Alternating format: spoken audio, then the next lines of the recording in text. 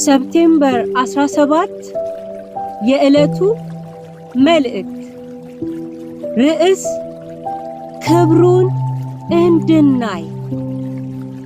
አባት ሆይ ዓለም ሳይፈጠር ስለወደድኸኝ የሰጠኸኝን ክብሬን እንዲያዩ እኔ ባለሁበት የሰጠኸኝ እነሱ ደግሞ ከእኔ ጋር ይሆኑ ዘንድ እወዳለሁ። ዮሐንስ ወንጌል ምዕራፍ 17 ቁጥር 24። ውርደትና ክብር የሚሉትን ቃላት በመጽሐፍ ቅዱስ ውስጥ ተመልክታችሁ ይሆናል።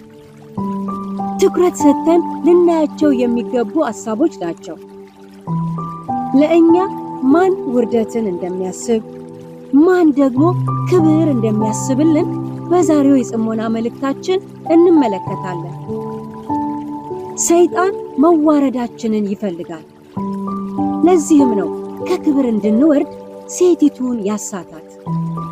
ዘፍጥረት ምዕራፍ 3። አዳምና ሔዋን በሰሩት ኃጢአት ሞት ለሰዎች ሁሉ ደረሰ። በዚህም ምክንያት ሁላችንም ከእግዚአብሔር ክብር ጎደልን። አሁን ግን ክብራችንን የሚሻ አንድ እውነተኛ ወዳጅ መጣ። እርሱም የእግዚአብሔር ልጅ ኢየሱስ ክርስቶስ ነው። እርሱ ክብራችንን ስለሚሻ በአባቱ ፊት እንዲህ የሚል ጸሎትን አቀረበ። አባት ሆይ ዓለም ሳይፈጠር ስለወደድኸኝ የሰጠኸኝን ክብሬን እንዲያዩ እኔ ባለሁበት የሰጠኸኝ እነርሱ ደግሞ ከእኔ ጋር ይሆኑ ዘንድ እወዳለሁ።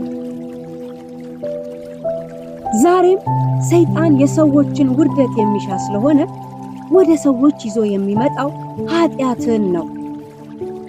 ከዚህ የተነሳ ሰዎች የቀረበላቸውን የኃጢአት ጽዋ ክብር ያለበት እየመሰላቸው ይጨልጡታል። ሰይጣን ለዘላለም ሞት እያዘጋጃቸው መሆኑን አያውቁም። ለእኛ ግን የእግዚአብሔር ጽድቅ የሆነው ክርስቶስ ለኃጢአታችን ቤዛ ከሆነ በኋላ ሰይጣንን እንድናሸንፍ ኃይል ሰጠን። ኃጢአትን እንድናሸንፍ ጸጋውን ሰጠን። ሞትን እንድናሸንፍ የዘላለም ሕይወትን ሰጠን። ውርደትን እንድናሸንፍ ከእርሱ ጋር አብሮ አስቀመጠን። ኧረ ምን ያልሰጠን ነገር አለ! ይህን ላደረገልን ለእግዚአብሔር ልጅ ክብርና ምስጋና ይሁንለት። እንግዲህ ክብር፣ ሕይወት፣ ደስታ፣ ሰላም፣ ረፍትና ርስት እንዳገኘ አማኝ ሆነን በድል እንመላለስ። በኃጢአት ምክንያት ሊያዋርደን የሚሻውን ሰይጣንን እንቃወም። ወደ ክብር ከጠራን ጌታ ጋር የጠበቀ ኅብረት ይኑረን። የከበርንበት ክብር በምድር ላይ ምንም አይነት ማነጻጸሪያና መተኪያ የማይገኝለት እንደሆነ እንወቅ። እግዚአብሔር መክበራችንን ይወዳል። ያጸደቃቸውንም እነዚህን ደግሞ አከበራቸው። ሮሜ ምዕራፍ 8 ቁጥር 30።